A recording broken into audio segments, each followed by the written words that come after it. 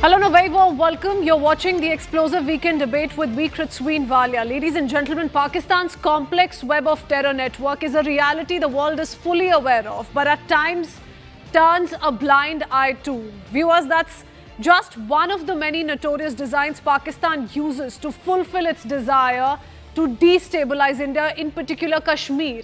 Another trick in the book once again stands exposed with the arrest of 6 Indian nationals suspected of spying for Pakistan. The arrest of Hisar-based travel vlogger Jyoti Malhotra has opened a can of worms, exposing the spy warfare Pakistan continues to wage against India. What's utterly disappointing is that we aren't talking about Pakistani nationals. This time around, we're talking about Indians who are running a spy racket in the name of a cultural exchange, or even worse, have fallen prey to a rogue nation's agenda by turning against their own country.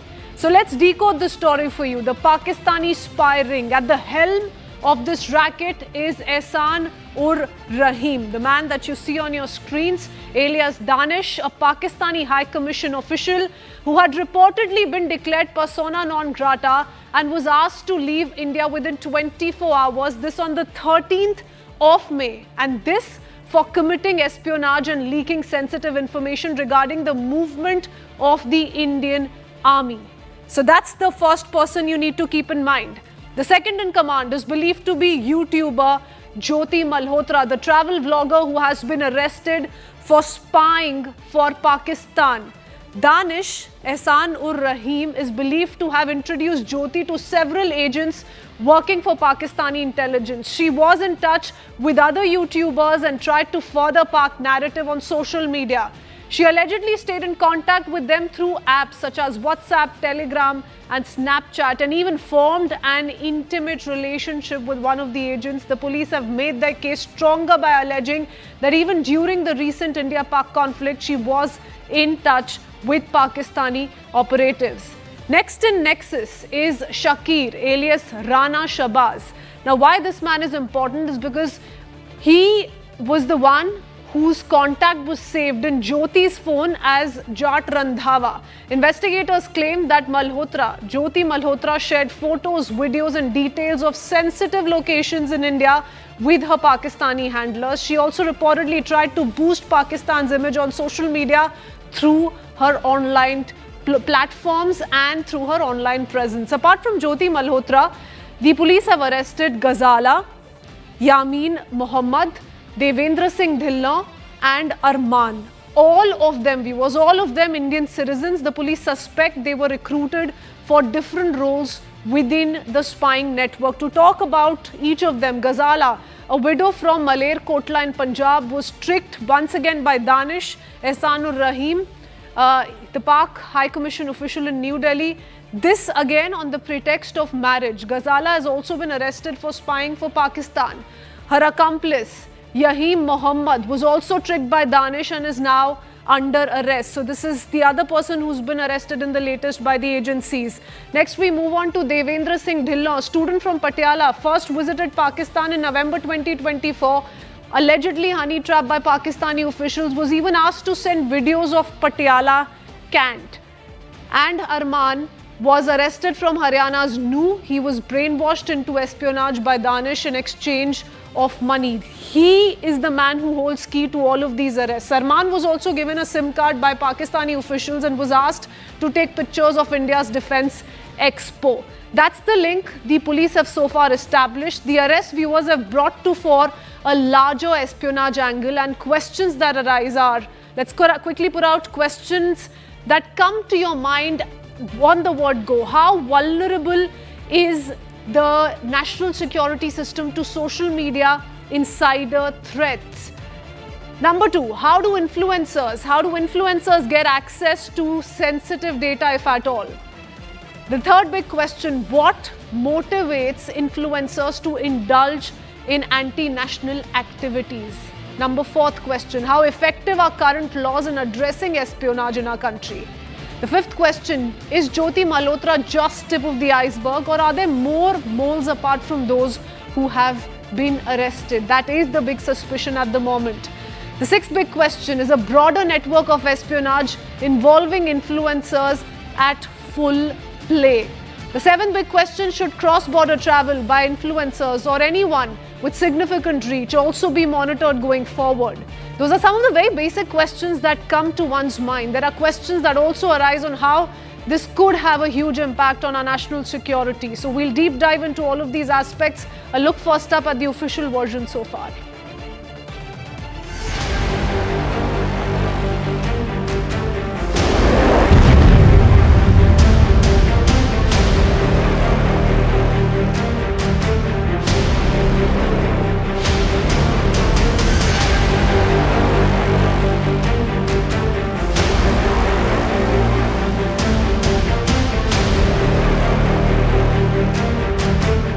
बिल्कुल they were developing her as an asset और जैसे she was in touch with other YouTube influencers जो है जिसे कहते हैं आज के डेट में जो हमारे देश के और भी जो influencers उसमें भी टच में थे they were also in touch with the PIOs।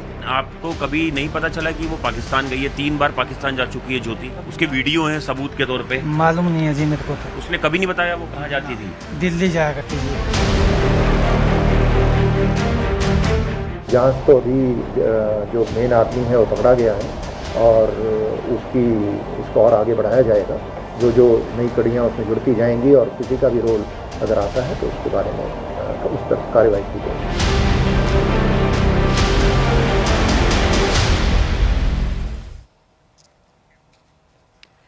On that note, I want to introduce my guest joining us on the broadcast this evening. A very special discussion lined up.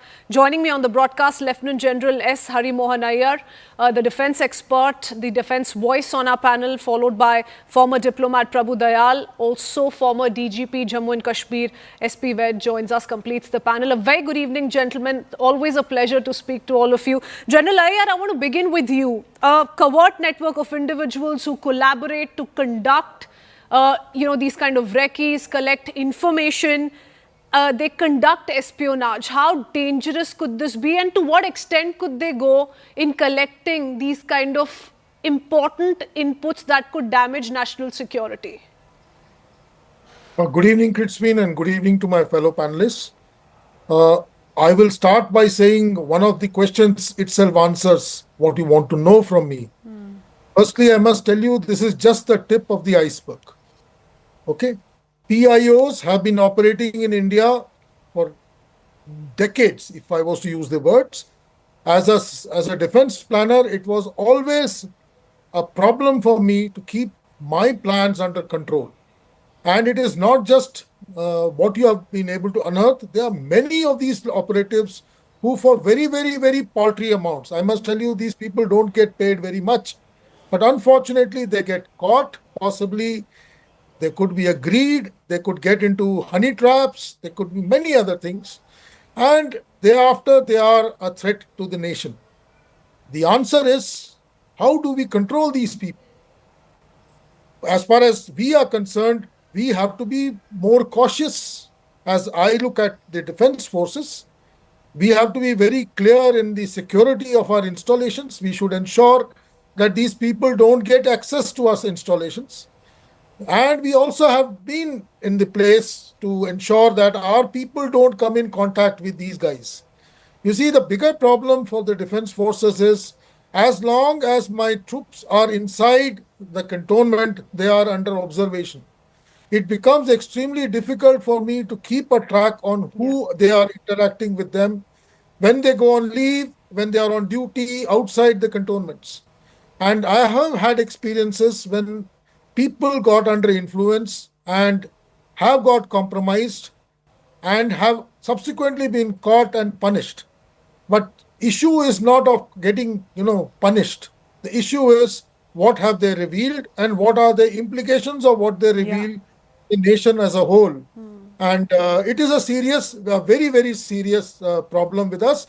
And I must tell you that this vlogger angle has already only made this problem a little more complicated, because these people move around, all over the countryside. They go on bikes, they go on car. We don't know where the cameras are, what they are, capturing in their cameras. And some of them are uploading these things without keeping the security angle in mind.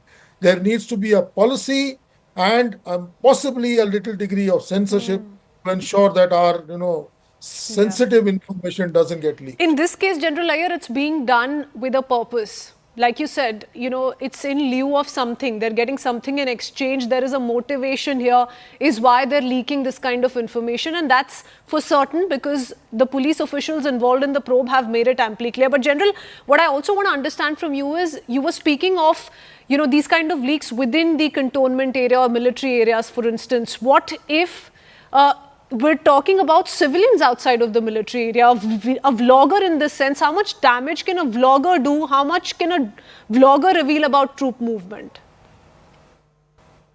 The problem is, what is the access the vlogger has? Okay. The vlogger can give out information regarding, troop movements, because the troops have to move through civil areas to the forward locations. While the vlogger is moving around, what the vlogger is capturing is not visible to us. Let's say a column moves out, just for the arbit state, let's take a city A, let's take Ambala for a very vague thing. And if a troop movement has to happen from, let's say, Ambala to Firozpur, they have to move on the roads which are in civil areas. All a vlogger has to do is stand in a, indiscreet place with a camera and upload the whole thing in social media. Now, it is a very, I will call it an innocent kind of a post when you look at it. But the person who's on the other side, who knows such a post is coming, can draw the kind of inferences that he is expecting out of it, which means that he can identify the kind of troop movement, where it is moving, and what are the implications of it. And these are very dangerous issues. It's not just the troop movement, I must tell you. They are also capturing perception movement. And that is something which is extremely dangerous in this current scenario of, growing social media. And I am a little worried, frankly speaking, when I've been following this spiring bust. It's a little worry for all of us. Yes. SP Vaidji, if I could come to you next, you know how it works in Jammu and Kashmir. There are worrying details, as General Iyer also pointed out, that are making one wonder as to what can be done. That's the one thing one is focusing on. What can be done to bring this kind of a issue under control, under proper surveillance, so there is no loophole left unaddressed. What, in your view, can be done, sir? Because General Iyer was talking about how it's almost impossible to monitor each and every soldier, Jawan, officer within the cantonment or the military area, let alone civilians outside of it. You cannot keep an eye on every single individual in the country. How do you go about this then, SP Vaidji? Good evening to you, to my panelists and co-panelists and your viewers.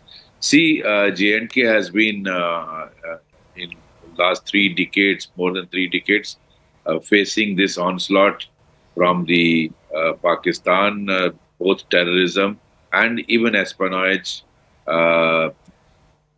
We have a wing known as counterintelligence wing in J&K to take care of these things. But often we come across many instances where the Pakistan ISI uses media persons, mainstream media persons.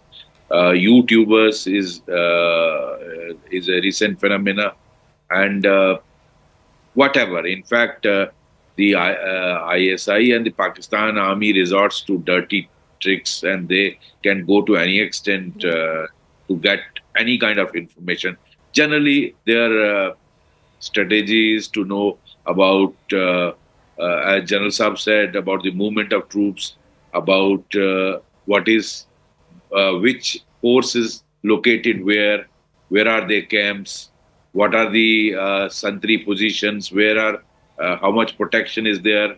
So if some attack has to be planned on some army or paramilitary force or police installation, or even some vital installation, so they would collect data about how much forces they deployed, where are the different sentries, what kind of weapons they have. So all kinds of information they use these YouTubers, they use even other civilians for this purpose, who collect information on that. And many a time we have come across even our own men from the army men from the CAPF and even J&K police have been trapped. And in most of such cases, we have seen that generally these people are honey trapped, and probably the ISI is a rogue agency. It even within in Pakistan, many journalists I have been watching Pakistan TV. Whoever actually goes against the wishes of Pakistan Army and the ISI, they in literal terms they say software update kar diya. So they actually arrest that person, that media person. He is actually taken to a safe house where nude photos are made, or videos are made, or maybe compromising position. Their videos are made, and then they are exploited. And this is what we have come across in Jammu Kashmir also, where army personnel, or policemen, or security personnel, wherever they are trapped, generally, because they would otherwise not do any international activity, but generally they're also trapped in such a manner, maybe honey trap. One gets taken to the extent where there's a compromising position, and then these people are exploited for that person compromises national security. Now, your question that how do you check this? See, number one is you have to keep surveillance on all such people who are frequently visiting Pakistan embassy, countries which are inimical to India, like Pakistan, China, and now I would add even Bangladesh. And those who are visiting these embassies, their embassies are high commissions frequently, even visiting these countries. Many of our people keep going to China and report from there. Many of our people keep visiting Pakistan and report from there. So our intelligence agencies must keep a tab. Who is going, why he is going frequently, what is the purpose. So these things, they need to be, their accounts need to be kept under surveillance. Their mobile network, what they are using, I think that needs to be kept under surveillance. So you need a very empowered way of keeping surveillance on such people who wherever you have a suspicion about. Number two, as General Saab said, you should not, this should be actually SOP, that access to YouTubers or access to all these people, to security establishments should be denied. I think they can film it out from outside. And security establishments, SP Veggie, is one. What I want to take across to Mr. Prabhu Dayal is a place like Pahalgam or a exact tourist spot like Baisar and Meadows. What do you do about that? There are people who are making videos, filming their family, spending some moments in these kind of tourist destinations. And now, why I'm saying or bringing in Pahalgam is because the police is also not ruling that particular angle out. Jyoti Malhotra, the YouTuber who we're all talking about, is known to have travelled to Pakistan before the Pahalgam attack, and her social media photographs and video also very clearly show that she did visit Pahalgam too. So one should not be surprised if these people have filmed that entire area and sent it across to Pakistani operatives. And that brings me to that question once again, Dayalji. How do you monitor each and every individual in this country and what they're up to? Well, you've hit the nail on the head. You've correctly pointed out that these films and videos which were made of Pahalgam must have been transmitted to the Pakistani ISI and helped it to plan the Pahalgam terror attack. You know, intelligence is of a variety of sorts, and videos and all kinds of photographs enable planners of terrorist attacks to work out the details. So if there were these videos, this certainly became very important for whoever wanted to carry it out. Now, I have always maintained, and this is also the position of most other analysts, that the Pahalgam terror attack definitely got some help from local sleeper cells. The Pakistani ISI has a number of operatives who work in India. And they are cultivated, as the previous two panelists have pointed out, in a variety of ways. Honey traps, money inducements, all kinds of methods are used to win them over and use them. Now, in this entire game, the key player for ISI is the Pakistan High Commission.